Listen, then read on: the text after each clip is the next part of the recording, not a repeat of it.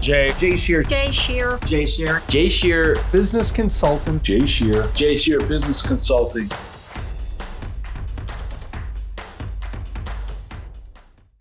Hey everybody, I'm Jay Scherr with Jay Scherr Business Consulting. We help entrepreneurs and business owners maximize their potential, build rock-solid businesses, and create more freedom in their lives. And you've joined Business Minds Coffee Chat.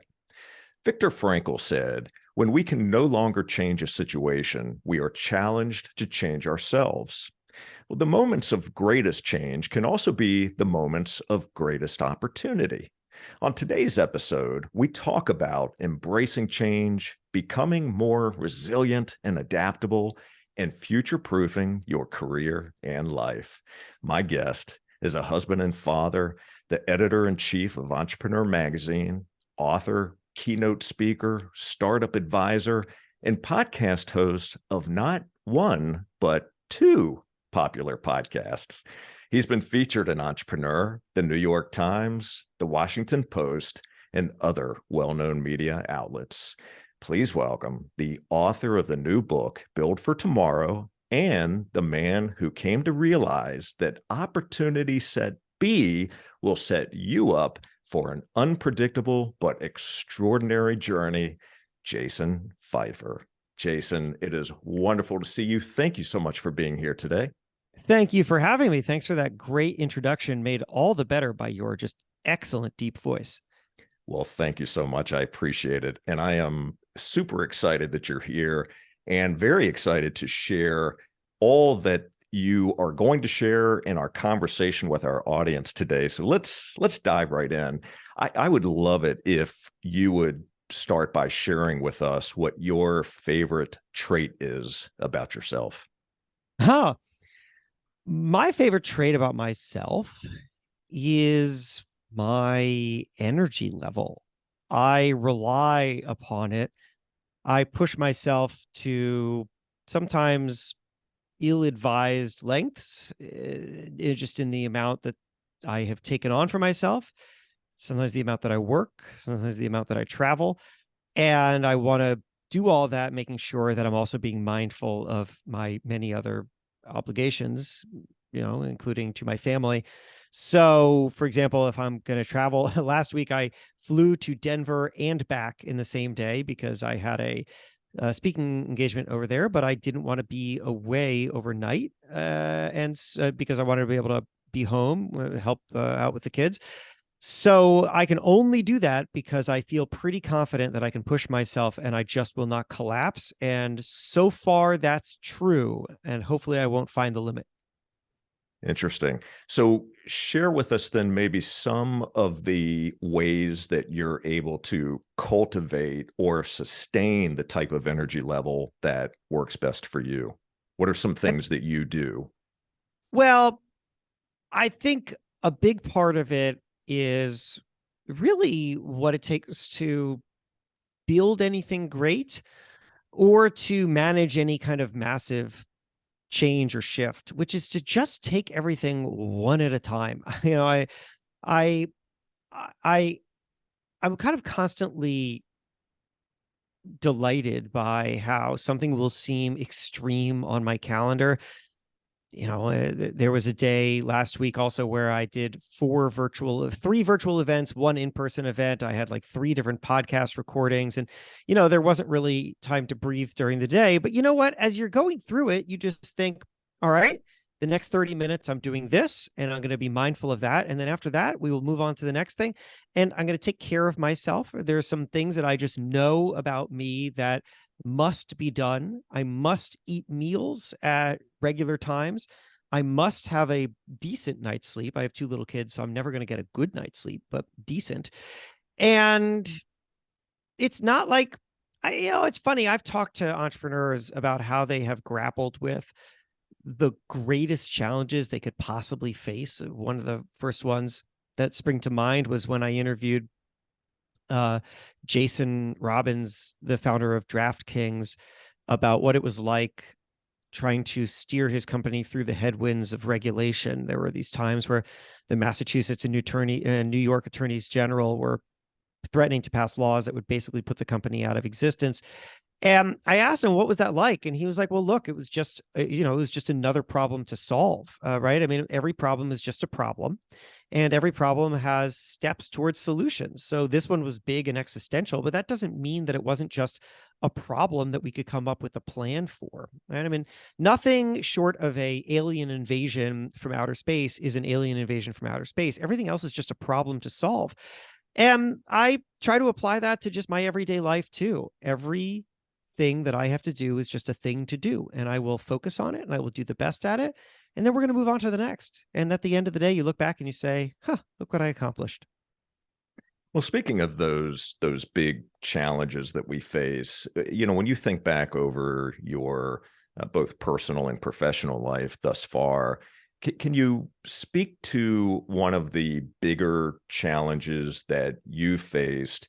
How did you address that challenge? And also, if you can speak to what you learned about yourself as you worked through that challenge. Well, I will think about, I mean, look, I've been fired from jobs and had there's a lot of confusion about what it is that I should do with my life and all that. But I'll tell you something that wasn't quite that, but that really made me think a lot about who I am, and that led me in a way to talking with you right now, which is that when I first got to Entrepreneur Magazine, this was 2015, I was the executive editor. So that's the number 2. And then 9 months later, the editor-in-chief left and I got the job. And so now I was editor-in-chief. And my background is not in entrepreneurship. My background is in media. So when I took over, I really thought of it as a media project. I felt pretty prepared for the media project part of it. I wasn't prepared for the way that everyone stopped treating me like a media guy and started treating me like a thought leader in entrepreneurship, as an authority in a space that I didn't feel particularly comfortable in. And I would get invited onto podcasts or onto stages, and people would introduce me as a thought leader of some sort. And I would always try to dial it back in. No, I'm really a storyteller. I'm a generalist, in fact. And it was like falling downstairs, like, dun, dun, dun. Like I could watch as they were in a panic, as I was undercutting the reason why they were having me at whatever event or something. And I felt like I was undercutting my own authority, and but I couldn't get over that. I just felt like such an imposter, and I didn't want to overpromise on myself. And my wife gave me this great advice, as I was telling her about this a long time ago, which was, she said, if they want you to be a thought leader, then just be a thought leader.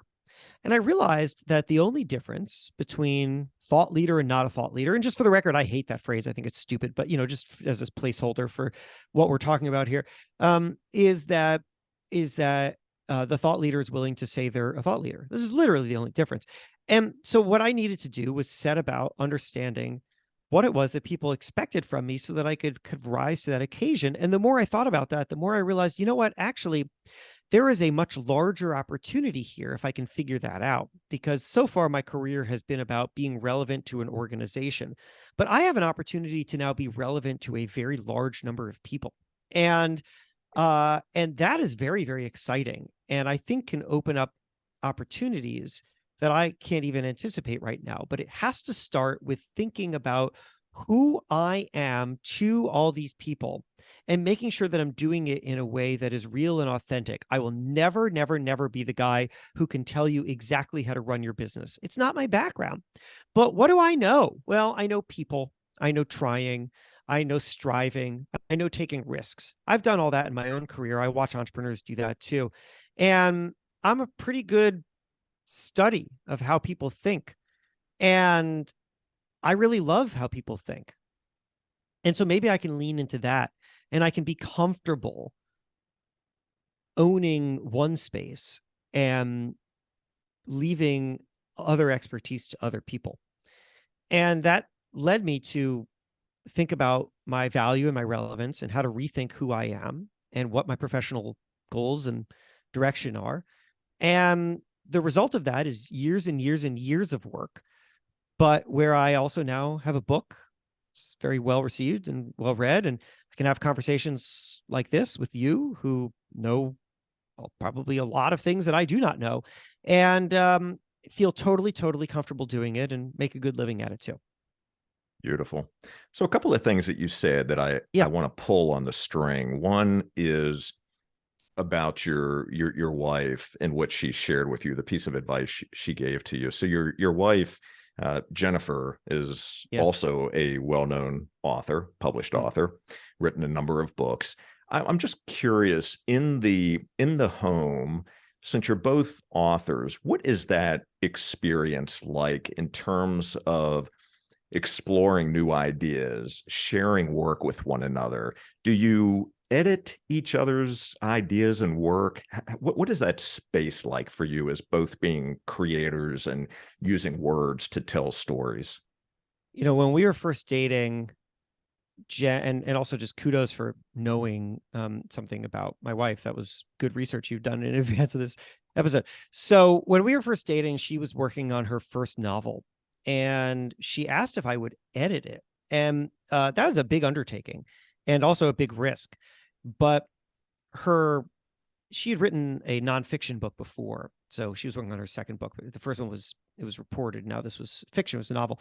And her boyfriend at the time in which that first book came out didn't even read the book. And she was testing me in a way. She wanted to make sure that I liked her work and that we could work well together. And I said, sure. And I made this decision as I dug into it, which was a really important one, which was, my job when I'm working for a media company is to be the gatekeeper for the voice and perspective of that brand. So when I was an editor at Men's Health, which is where I was at the time of when we were dating, my job was to filter everything through what Men's Health needs. But I'm going to sit down and I'm going to read her novel. It's hers. She is the ultimate authority here. And so my job isn't to tell her that something is good or bad or works or doesn't work, but rather that if something doesn't quite work for me, if something isn't scanning, then my job is to ask her what her intention was here, to say, what were you going for in this scene? What is the thing that needs to happen in this scene? Because I feel like when these characters made this decision, it didn't really make sense to me. And so I know that this is ultimately about getting these characters to some other place. So what is important to you? And then let's try to figure out the best solution to that. And that was the approach that I took to her novel. And, it clearly worked. The novel was published, not because of me, but I would like to think I had some very small hand in it, in at least giving her good feedback. And now we're married. And what we do with each other is we don't edit all of each other's work. That would just be impossible. The two of us are producing too much, but we are there if we need a gut check.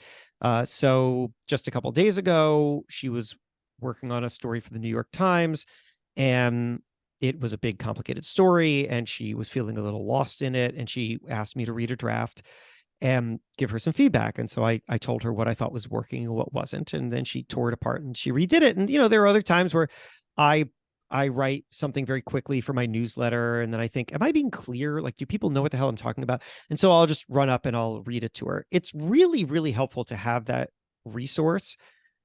And I think what ultimately makes it work is respecting that this is the other person's work. And my job is to help them achieve the thing that they are setting out to do, rather than to impose my own vision upon the thing that they are doing. I love that. Such a great way to articulate it.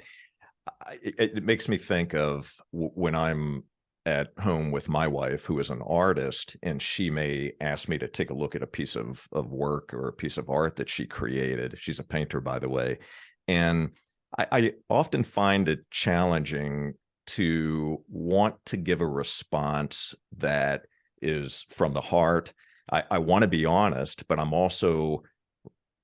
also want to make sure that I'm providing something of value, not just using words, but saying something that's going to be meaningful, something that's going to actually either help her embrace her talent, give her a hand up, things like that. And I think the questions that you just posed and gave to us that you work through with your wife, I think are excellent questions for us all to consider, whether it's in our personal lives or our professional lives. And I'm certainly going to apply some of that in my conversations with my wife around her work that she produces. So thank you for sharing that.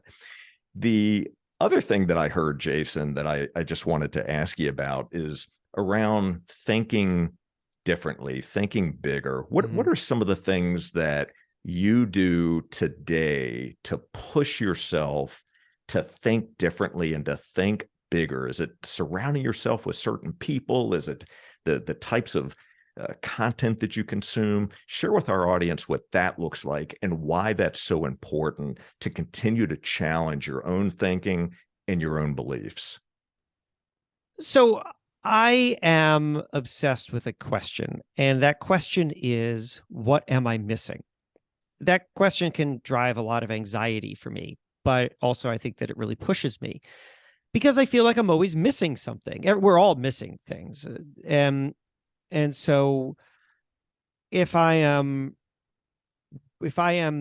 building my podcast and it is not growing as fast as some other people's podcasts, instead of just feeling jealous of what they're, what they have, I like to ask myself, what am I missing? Like, what am I not seeing? What am I not understanding? What am I not trying or doing?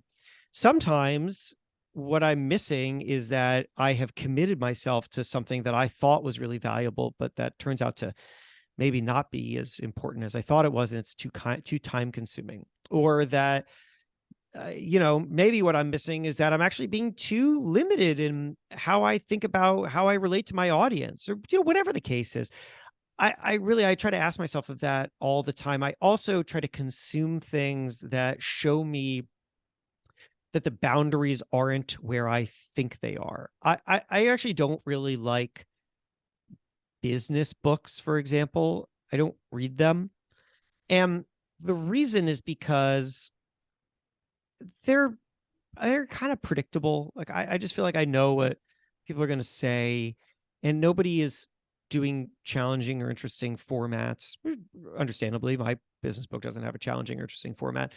But what I really like is listening to a podcast or consuming something that is just a little bonkers, but that shows me, the boundary for how to tell a story or how to communicate isn't where you think it is. I remember watching John Taffer on stage. John Taffer is the host of Bar Rescue. He's become a friend of mine. But the first time I saw him on stage, I thought to myself, this guy is going way beyond what I thought was an acceptable level of energy and like loudness and animation on stage. And it makes me think, how else can I be really engaging on stage? Like, he's doing something that I thought was beyond what I thought was the limit. And that's not to say that I should do exactly what he does, but it does make me wonder, what am I not doing right now? And that is far more inspiring to me than just consuming more of the same. So being alert to what others are doing, and then, almost thinking of it like that old Donald Rumsfeld, there are known knowns, there are known unknowns, and then there are unknown unknowns. I'm really obsessed with the unknown unknowns. What do I not know that I don't know? And then what little scraps in the world can be evidence that I'm missing something? And then how can I try to go illuminate that? So a couple of things to that point then. Mhm. One being in terms of unknown unknowns and the what am I missing? So what was one thing that you took from John Taffer that you began to implement in your own speaking career? So John is a yeller. He yells, he moves, he sweats. And after I saw that, I'm already pretty high energy. I tried to amp up what I was doing. And I found that I went in the wrong direction. I was doing too much of it. And then I had to dial it back. And frankly, that was another place where my wife played a large role, because she watched one of my talks in person. And she afterwards, her big piece of feedback was like, there are times where you're yelling at the audience and it's uncomfortable. And I realized that, I needed to take some DNA from what John was doing and then like absorb it into my own style. I think that probably before I saw John, I probably didn't hold the stage physically as well as I do. I wasn't as thoughtful about how I move. I bet I was just pacing back and forth, but he has a real intentionality to the way that he moves. Now, the way that he moves is, he's a big guy, and he uses that size and the way that he holds himself, and he sweats, and you could just, and that's not my brand or my body, frankly. But I in thinking about, okay, I don't need to do what John's doing, but I need to be as intentional as he is about what he's doing. I need to think more about my body. I need to think more about, when do I go loud and when do I use that? Instead of, John can use it 20 times because that's his brand. That's not what people expect from me. So I'll use it once, and I'll use it at a time when it's going to really matter. And then also, John goes really loud as a way of grabbing people's attention. But what if I actually inverse it and sometimes go really soft as a way to bring people in? Again, it's about intentionality. It's not about this is why I like the idea of the DNA, right? Like the thing that he is doing is that he is being loud and physical. But the DNA of it is intentionality about how he uses his voice and his body. And that was what I ultimately needed to learn from him. It took some time. I copied a little too much of the elements of what he was doing. And then I realized I actually needed the intentionality of it. And that made a big difference. Amazing. Are you there today? Do you feel like you've reached that point today where you've taken what you wanted to learn, you've applied it, you have integrated that with your own personality, and you're hitting on all cylinders? Would you say that you are there, or are there still areas that you're continuing to work on, to hone? And if so, what are those areas? There is always something to work on. So after I learn something, you go through the process where you say, I do not really know how to do this, but I'm going to get comfortable at it. Once you get past that, then I think that you reach, or at least I generally reach, a place where I say, I have figured this out.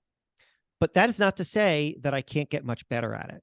And so where I am right now is that I feel like I have a pretty good mastery of, if I get on a stage, I have a very good mastery of what to do. I know how to hold myself. I know how to talk. I know how to engage the audience. I have a deep well of material. I could go for hours. But I also know that in 2 years, if I look back at a video of me right now, I will think that it was a rough cut, and that the thing that I learned in the intervening 2 years made me much better. And I think that I will always think that for my entire life. I don't think there will ever be a time where I could go a 10-year span or even a 2-year span and look back and think I was just as good yesterday as I am today. I don't think that we should ever think that. So yeah, I feel very confident in what I do, but I also know that there are things that I'm missing that I still have yet to learn. Beautiful. I think always maintaining that learner's mind, that white belt mentality, always, no matter how far you've come, no matter what you've been able to achieve, no matter what you've accomplished in business and life, always realizing that we can learn more. And if we stay that way, if we maintain with that type of mentality, it's unlimited in terms of what our potential could be and where we could possibly go. So, and you know what's fun is that once you feel like you've mastered the big things, right? Like just again with speaking, I've mastered the big things, which is to say, I have the material, I feel comfortable on stage, I'm not nervous before I talk. Those are big things to have spent. Now you get to focus on the little things, and it's the little things that almost make the biggest difference. So I just spoke at Google, and it was in person, and afterwards, I had a friend in the audience, and she told me afterwards, she's like, you want some feedback? And I said, yeah. And she said, I thought it was awesome.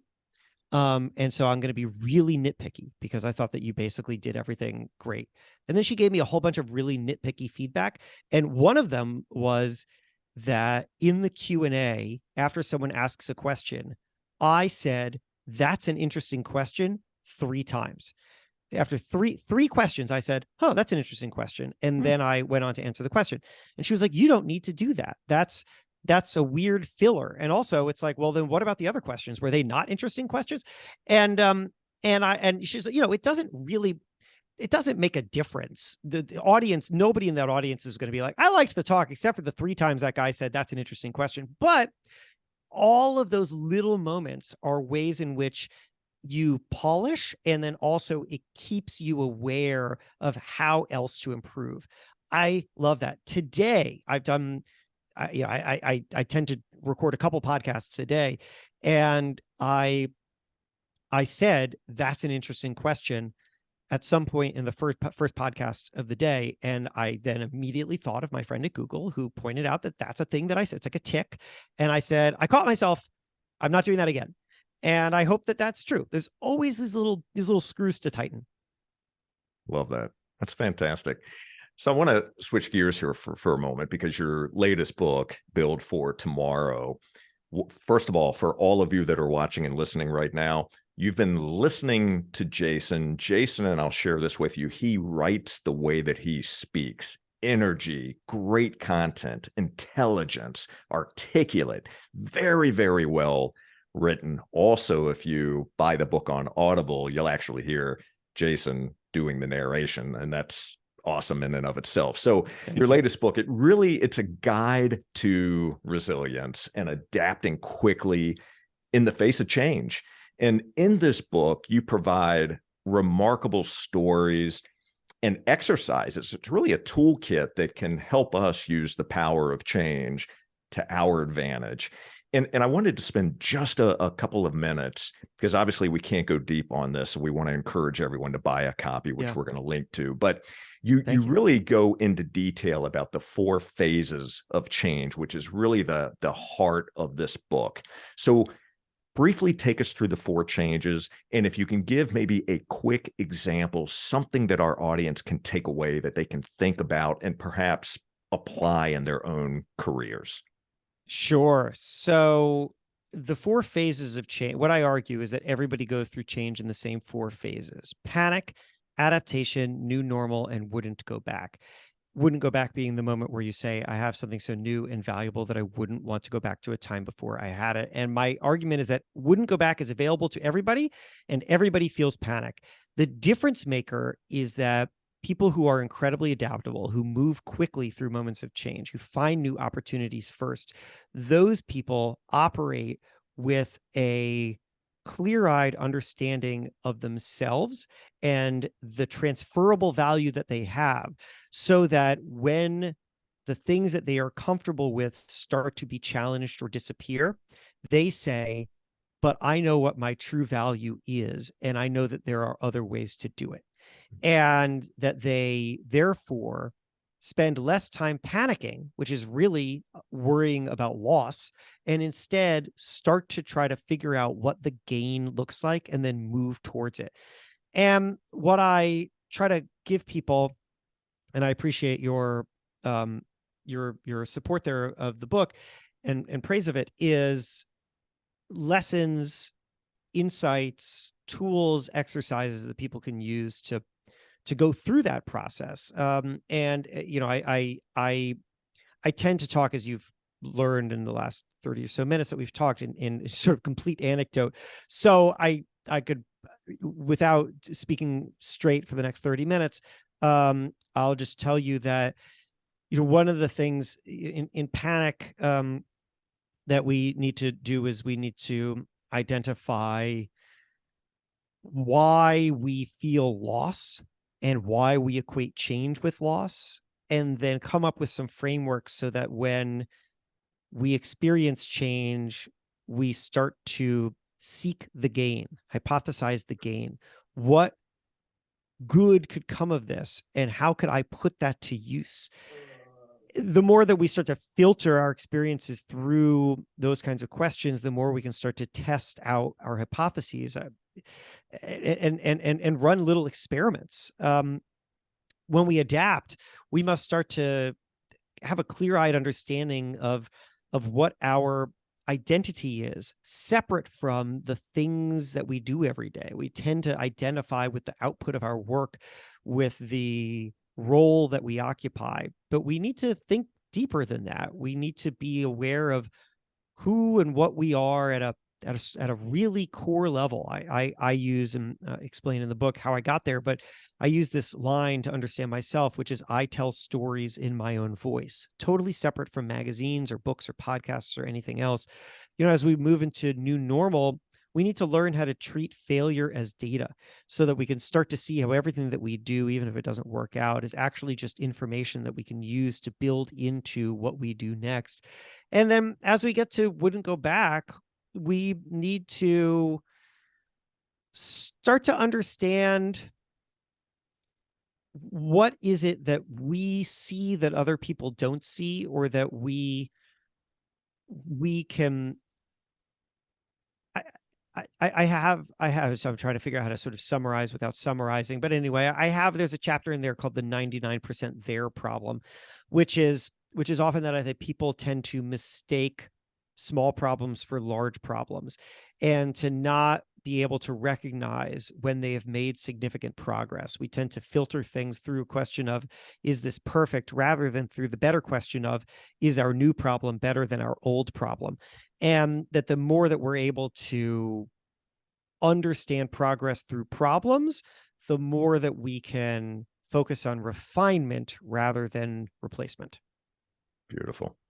Thank you for sharing that. And again, I want to mention to our audience that this book will challenge you to think differently. So there are exercises in the book. The way the book is written, and some of what Jason just shared with us, will have us asking different kinds of questions, which ultimately lead to different results. Right. So through this book, you will learn to embrace change. You'll learn to navigate. You'll learn to build resilience. You'll learn to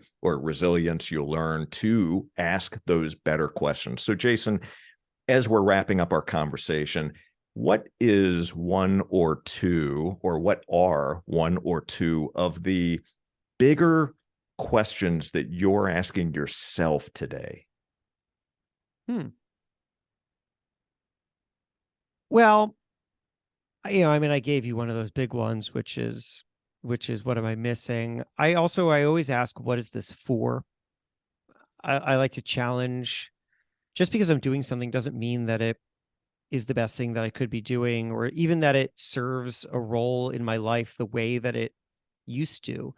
I'm thinking about making a pretty big change in, for example, what I'm doing in podcasting right now, because I've started to come to the conclusion that something that I've been working on for a very long time, I might have gotten what it was for already. I might have gotten it. And so why am I continuing to do it? I'm not sure that it's going to continue to provide new value.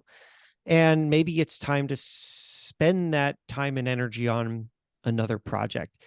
So I'm pushing myself to be really thoughtful and mindful about that. And then I'm also trying to think, am I spending my time on the micro and the macro in the way that is most meaningful and sets me up for the greatest success going forward? I sometimes catch myself doing something that I could totally hand off to somebody else, or just spending extra time futzing with something that doesn't need to be futzed with. And Bethany Frankel, I interviewed her for Entrepreneur Magazine a long time ago, and she had this nice way of putting it, which is, she's like, look, you could think of it like this: there are an infinite number of buckets and a limited amount of water.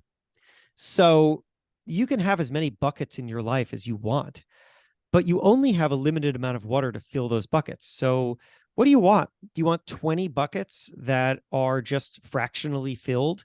Or do you want to get rid of a lot of those buckets so that you have 5 buckets and they're all full? You got to spend time where it's going to matter. And sometimes spending a little bit of time on a lot of things just gets you a little. It's a problem that I've set up for myself because I am endlessly curious and want to do a lot of things. And so I'm trying to check those instincts in a way, or at least build smarter structures so that I'm able to do more without it all requiring my hours. So good. So good. Everyone, I hope that you will go back, rewind, and listen to this episode. Jason has shared so much value here. And also make sure you do go out and buy a copy of his latest book, Build for Tomorrow. Pick up a copy of the book itself, as well as the Audible version. I find value in having both. It makes a big difference for me in how I read and how I consume and learn information. So, Jason, thank you so very much for joining us today on Business Minds Coffee Chat. I've thoroughly enjoyed this conversation. Thank you for sharing your insights, for being open and vulnerable, and showing up at the level of energy that you always have. It just really does blow my mind. So thank you so much. Oh, thank you. This was a delight. I appreciate it. It is my pleasure. And for all of you, thank you so very much for watching and listening today. And would you please take a moment and subscribe, rate, leave us a review? We would greatly appreciate that. Let us know what you thought about this particular episode with Jason. And to enjoy more episodes, all you have to do is visit jscherbusinessconsulting.com/podcast. And until next time, keep learning, keep growing, pick up that copy of Build for Tomorrow, and we'll see you on the next Business Minds Coffee Chat. Take care, everybody. Jay Scherr. Scherr. Scherr. Business Consultant. Scherr Business Consulting.